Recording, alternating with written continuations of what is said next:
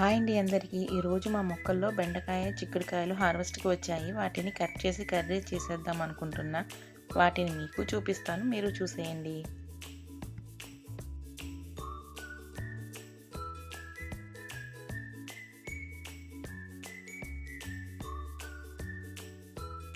Last year అయితే నేను టమాటాలు తప్ప ఇంకేమి పండించలేకపోయానండి. అయితే ఈ సంవత్సరం అలా కాదు.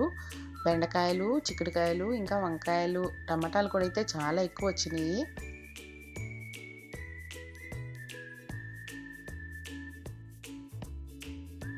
ఉన్నవి కొన్నే అయినా చాలా ఆనందంగా ఉంది. ఎలా అయినా మనం మన చేతులతో వేసిన మొక్కలు ఇలా మనకు ఉపయోగపడితే ఆ ఆనందమే వేరు కదా!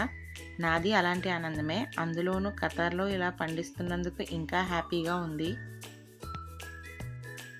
చిక్కుడు మొక్కలు చూడండి ఎంత చిన్నగా ఉన్నాయో, అయినా గానీ కాయలు మాత్రం చాలా బాగా కాస్తున్నాయండి. లాస్ట్ ఇయర్ అయితే ఒక మొక్కను పెట్టాను. మొత్తం పెద్ద పాదయిపోయింది. కానీ అంత తీగ అయినా గానీ ఒక్క కాయ కూడా కాయలేదు. ఈ సంవత్సరం అలా కాదు. ఇవి చిన్న చిన్నగా ఉన్నా గానీ బాగా కాయలు కాసాయి.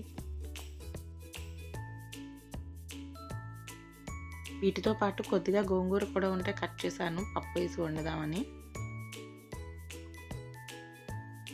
గోంగూర అయితే ఫ్రెష్‌గానే ఉంది కానీ ఎక్కువగా లేదు. కొంచెంగానే ఉంది.